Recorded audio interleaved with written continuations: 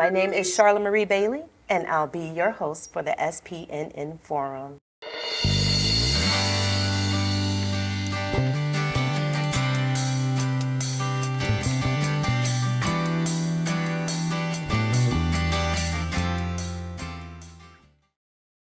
Hi, thanks for joining us. I'm Charla Marie, and I will be speaking with Damon Jenkins today, Senior Vice President and Twin Cities Regional Market President for First Independence Bank, Minnesota's first Black-owned bank and minority deposit institution.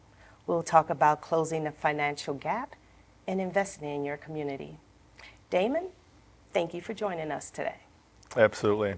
It's a pleasure to be here. Before we get started, I would love for you to explain to me and our viewers what is MDI, Minority Deposit Institution. What does that mean? Yes, Minority Deposit Institution, better known or commonly known as MDIs. Basically, they are community banks who are mission driven, and they serve actually several purposes. One ultimately is to be a connector to bring access to capital, particularly credit, to underserved communities. There's other aspects of resource that the banks typically provide to community in regards to development, financial education, but as important, typically serve as that trust ambassador. You know, underserved communities, and particularly communities of color, you know, for obvious and several reasons, there's a huge trust issue when it comes to banking and the traditional banking system. Your MDI, or minority deposit institution, generally serves as that trust ambassador, that connector to really represent community. And typically when the bank is performing correctly, meaning it's measuring its results based on how well the community is being impacted by the institution, overall you have this balance where the institutions grow and the communities reap the benefits as well. Oh, nice. Okay. So I understand that you have been around for a little bit, and you chose St. Paul to do this in. So can you tell us why St. Paul was the right next step for First Independence Bank expansion? Yeah. Prior to us actually opening our first location, which we opened in April of 22, it's located, I would say, on the border of St. Paul. Literally, if you cross the street, you're in St. Paul. So it's our university location on University and 280. As we were considering that location and we made the announcement of that's where we're going to open our first branch, we immediately came into contact, or was contacted by the city of St. Paul, specifically Mayor Carter, who's the mayor of St. Paul. And so after we walked out of that meeting with Mayor Carter, it was clear that there was a desire for us to have a presence, specifically have a St. Paul zip code. And so it's been on our radar prior to us opening. And then shortly after we opened, in listening in community and really engaging stakeholders, we found that there was a need. And it would really enhance our ability to be impactful in both Hennepin County and Ramsey County. And it would create opportunity for us to really enhance our first growth strategy when we came here. And from listening to community, we immediately identified the need for financial wellness. And so based on those things of listening, this is our response to community and all the other stakeholders saying, hey, you spoke, we listened, and now is the time for us to execute, and we're excited to be bringing this location to the city of St. Paul. Awesome. Now you say your first location. Do you plan to expand outside of St. Paul? I don't know if that's on the horizon. Okay. You know, what we wanted to do was first, obviously, we stood up in Minneapolis. And technically, we have two locations in Minneapolis. One was our very first one in Southeast, and that's our university location that we made reference to. Right. And then our second location that we opened about 6-7 months after the university location is on Lake and Hiawatha in South Minneapolis, and that's actually where my office is. So that will be our permanent Minneapolis location. And what we're doing now, based on what we've learned from community, specifically community in St. Paul, is we're relocating our university branch further into St. Paul. This will this will allow us to further advance our work and really engage St. Paul in the level where the banking resources that we're providing, we can prioritize tailoring those for the needs of Ramsey County and the St. Paul communities as well. All right, so closing the financial gap, really, right, for that community. Can you speak on that? Sure. And so one of the things that we stood up on was really addressing the financial wealth gap. And one of the things that we realized is one of the opportunities was to provide community with financial wellness and education. Well, what we've learned since the 3 years or a little over 3 years that we've opened is that there's an opportunity for us to get it right and advance that initiative further into St. Paul by having a St. Paul zip code. Now, by us standing up and having a physical branch there, we're helping continue to build strength in the St. Paul Ramsey County economy. And what we understand just in banking is that when communities do well, the entire region does well. Yes. And so as we're committed to advancing or addressing the wealth gap in this region or in this state as a whole, here's an opportunity to be very specific to say, what does each county or each community, meaning Minneapolis or Hennepin County and Ramsey County, what are some of those specific needs? Overall, the banking products or services that we offer, they appear and they satisfy the masses. But, me being here over 36 years now, I understand that Hennepin County and Ramsey County communities have different specific needs. So by us standing there, we're not just addressing the wealth gap, building generational wealth, but we can tailor and specifically offer products and services that those individual counties or communities could benefit from. Okay, that's wonderful. I love hearing that, and you talk about the education of it as well. Can you speak to, because you have children can set up these bank accounts, trying to educate the community. So can you speak on that? Absolutely. Financial wellness is one of our objectives. For those who've heard me speak about what we're set out to do and what our purpose and missions are, that's one of our pillars that I've described it as. And here's an opportunity for us to bring those behaviors, that information into households early, particularly in communities of color and Black communities. As I grew up, that financial wellness, that money management, growing your credit, protecting that, and forming or establishing banking behaviors that lead to generational wealth, that wasn't a part of my dinner table conversation. And so understanding that, we have identified a strategy where if we can connect youth with financial wellness, education, banking necessities at an earlier age, we equip them to be better stewards in banking. We put them on a path that they can really start to identify what are those steps, what are those behaviors that are important for you to not just grow assets, but to grow that into a way where you can pass it down into specific generations. And so it's an opportunity, to answer the need. If you think about it, children are getting access to funds at an early age. Yes. I've had community come to me, and now they're doing organizations that are doing summer programs where children are getting access to payroll checks at as early as 11 years old. This was also taking a page out of the STEM program. When you think about the engineering space, they target children at 3rd grade.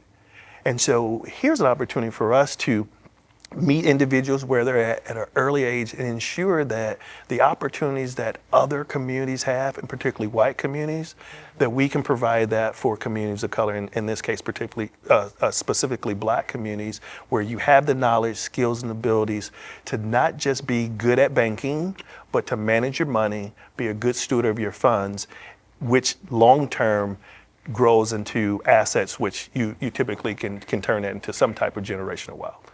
I love that, because I feel like had I been taught that as a child, as a young adult, because when we were offered economics in high school, my thing was, I want to sew, not take a class on managing my money.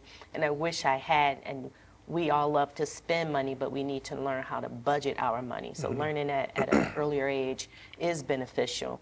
And children are getting paid. I didn't know about a payroll per se, but I know that parents can pay their children through apps and they get cards. And so it's very, I love that you're able to set that up. Because I didn't even know as a 14-year-old that you could get a bank account. Yeah, and that account, establishing that account or the creation of that account was, again, based on the demand from community. They spoke, we try to respond. And so after we established our university location, we really leaned in and said, what are some of the specific products and services that would benefit all community? And you know, this was the birth of that. And it also allowed us to then have something tangible to grow with the customer or grow with specifically the youth and evolve it as their relationship grows. You know, it's, you know, when you think about the importance of having a banking relationship, sometimes it's taken for granted.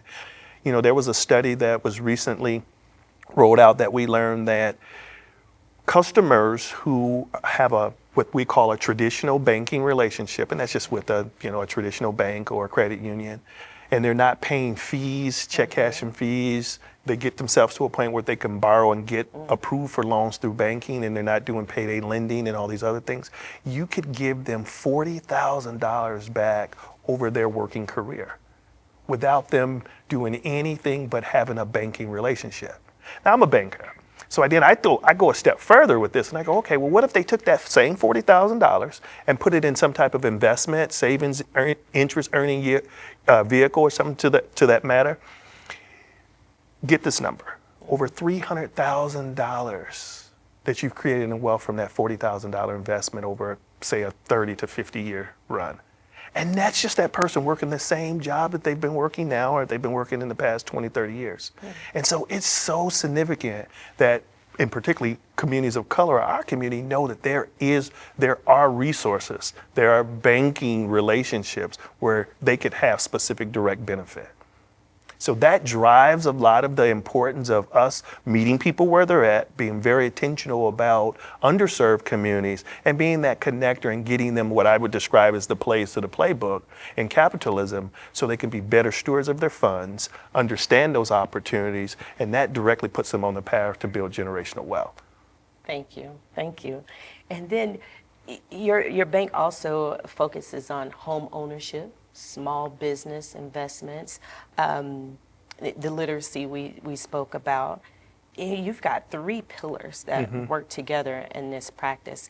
Can you describe that structure of those Absolutely. pillars for us? You know, as stated, when First Independence Bank made the decision to come to the Twin Cities and in this region, we had 3 objectives in mind. One, as we stated, was that financial wellness. And I think that's the most important thing because people have access to money. And I always say it's not solely what you're making, is what you're doing with it, right? And so people typically have access to money. How do we look at that and help them grow that? That could also be, you know, helping them level up, get to a point where they can get additional training and education to grow their potential earning. That's called affordable wages. From there, now that you have this money, let's get you on the budget. Let's really get you to managing your finances, really being appropriate and holding yourself accountable to how are you spending your funds and what are you spending them on? And that's a huge, what are you spending them on? And that's a huge accountability conversation. So that financial wellness or education is so important. And that what I would call is the foundation. And then as you think about the importance of home ownership, home ownership is a direct pathway to building generational wealth. I understand that home ownership isn't for everyone. I understand, though, that it's a direct path to building generational wealth. Right. And so it's important that we lean into that. Now, over the last 4 or 5 years, you've heard the moral case, which is turning into a business case when we look at the home ownership gap here in this region. When you compare blacks to white households, Hispanics, I get that. that's there, and we definitely have to continue to lean into things that we can do as a sector to address that. But I'm just thinking, you and I, one-on-one, home ownership is a great pathway just to get you generational wealth. And so we gotta go there, right? And everyone, I think, deserves the right to have access to that opportunity. Now, you get to pick and choose if it's the right thing for you, but we at least want you to be aware of what's out there and what are those knowledge, skills, and abilities and resources that are also out there. And so one of the things that we, after understanding there was a need, we didn't want to just show up and say, hey, we want to be a part of that process of addressing that. We rolled up our sleeves. And so we have put lenders in place to, first of all, do the work. But we've also been, by way of partnerships, a part of initiatives, for example, that help, design and roll out, first-time home ownership. And I'm drawing a blank right now. It's called Advancing Black Home Ownership, and that's down payment assistance, specifically for underserved Black communities, because we know that that's important. And then being an entrepreneur or running a small business, another direct pathway to growing generational wealth, because these are all resources. These are all revenue generating things that you can leave to your family when you're not here. Yes.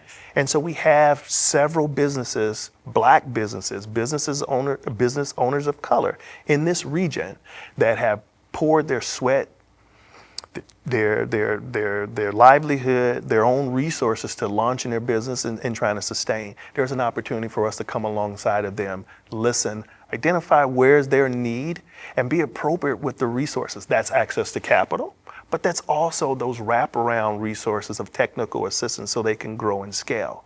You do these things right, collectively in a region, the region will grow, but those individual people that had the gut, the dream and the admiration of jumping out there, making that investment in themselves, you just help to power their potential to be sustainable and to also continue to be a generational steward of contributing to our economy. Thank you. Hi, I'm Charla Marie, and I'm speaking here with Damon Jenkins. Welcome back. Damon Jenkins is the Senior Vice President for the first Black-owned bank in Minnesota. It's called First Independence Bank, and we're talking about financial literacy, investing in the community, generational wealth, and we're just learning so much right now.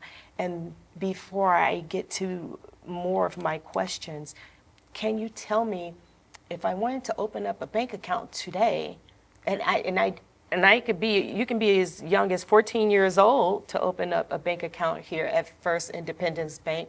If I wanted to open up that bank account today, what steps would I go through, and where is your bank located for us to be able to physically walk in there, and do we have access to it online as well? Absolutely. So, to address your question, one of the ways that you can start a relationship with us is you can go to our website, and that's firstindependencebank.com, and there is a link that you can click on to establish a banking relationship with us. You could do it that way, and you could stop by our location. We would love to welcome anyone in, and so you could stop by our current location. It's at 3430 University Avenue Southeast.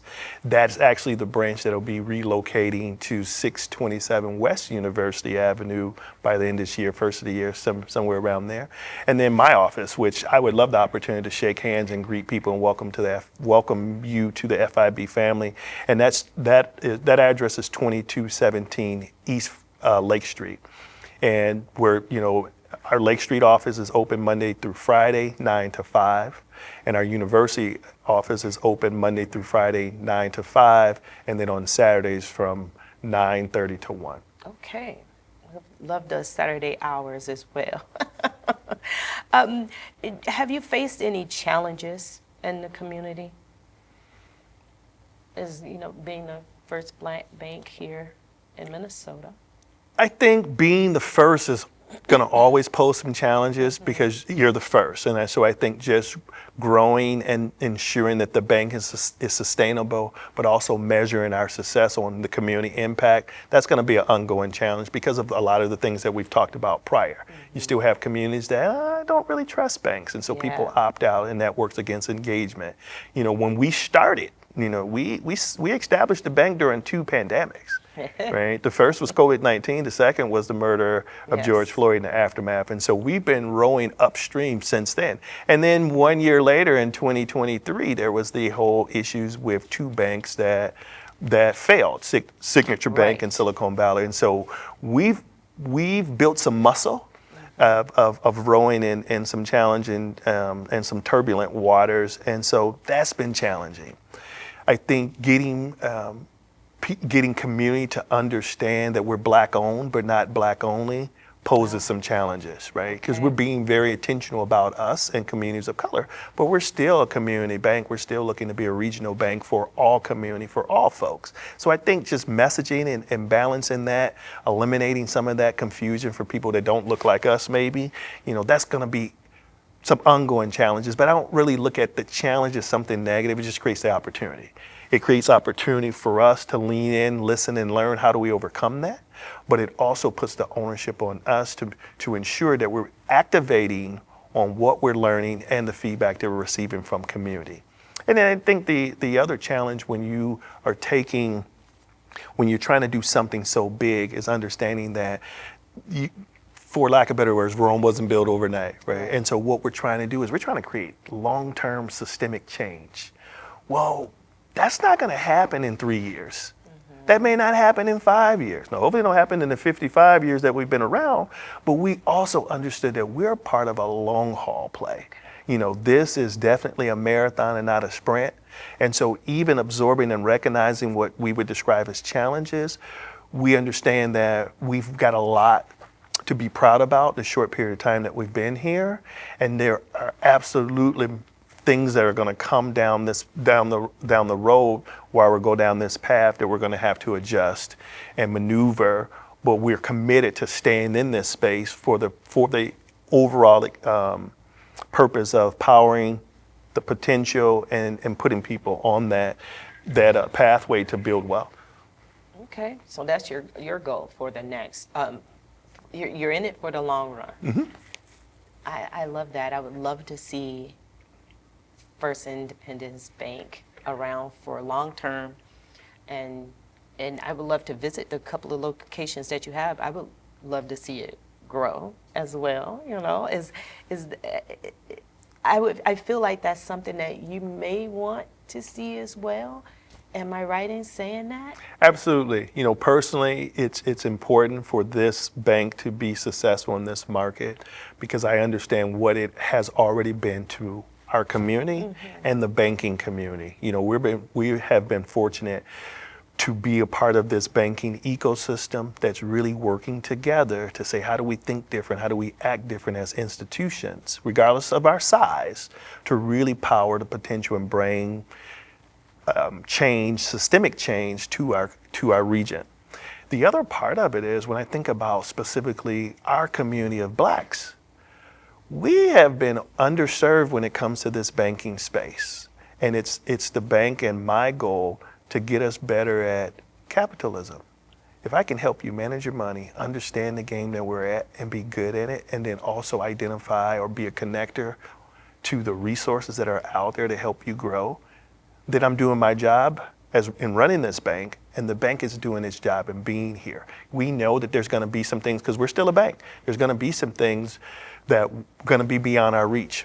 But if we can identify the opportunity to be a connector, then we can be that bridge builder where we indirectly will be able to assist you on your pathway, and then make those adjustments as your banking or financial journey changes. And so ultimately, there are metrics behind it. I could tell you that, yes, we want to address and help improve the home ownership gap. when it comes to communities of color and particularly Black folks. I can tell you that absolutely we want to increase the knowledge, skills, and ability and help underserved communities be better stewards of banking through our financial wellness. And I can tell you that we absolutely want to create pathways for business owners to have access to capital and to education and technical assistance services so they can grow and sustain. Some of that's going to outlive even my time in the chair.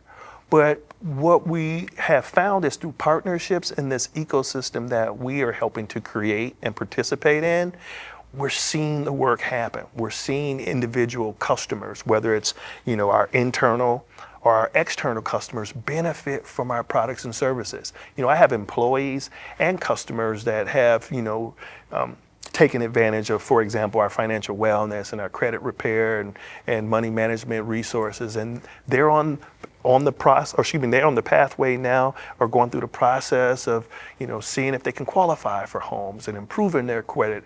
I hear, my employees talk about, hey, I'm gonna cut back on lunch today because I went heavy last week. That's good money management, right? So even our internal employees are reaping the benefits from this. And then the external customer, again, whether it's through down payment assistance, whether it's through first-time homeowners, being able to get into the space of earning a home, we're seeing the work happen. And then I have to share, we have a business customer who's quite dear to me.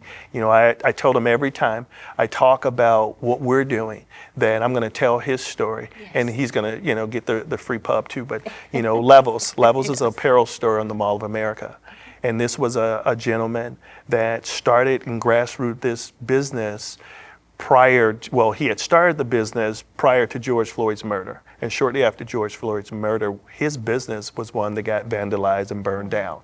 So to keep his vision and his dream of being an entrepreneur and a successful business owner alive, he, started selling his merchandise out of his trunk until he was able to get into a mall. Well, fast forward, after he was able to get into a mall, the Mall of America, he came to us and he had inquiries about getting access to capital, and this was shortly after he went on his quest to other institutions, and traditionally he just wasn't there yet where he can get approved. Well, through some of the special purpose lending programs and things that we have by partnerships with some corporations, we were able to give him access to capital. So he was able to get the access to capital, satisfy some and take care of some other higher interest types of things, pick up the necessary merchandise that he needed to continue to grow and scale. Well, since we've done that, his business is growing well, and he's now, and I'm proud to report, he's now at a point where he could go anywhere and get access to capital from various banks. He's running a thriving business. His business has been supported and insulated from failure, and this is something that he's looking forward to passing down to the next generation in his family. So when you see those things, when you can take part in those types of stories, that lets you know that the work is happening. So even though we're talking about some of these long-term plays, those specific, what I would describe as short-term wins, it fills your spirit, but it also confirms, I should say, that what we're doing is working and it's needed. To start your account, drop by my office. I'd love to welcome you again. That's on Lake Street. That address specifically is 2217 East Lake Street. We're adjacent to the Hennepin County Family Services building. We're open Monday through Friday, 9 to 5, and then or you just type in firstindependencebank.com. It will take you to our website, and you can click on the link on the homepage there to start your banking relationship as well. Thank you, Mr. Damon Jenkins, Senior Vice President for First Independence Bank. And thank you for tuning in to the SPNN Forum.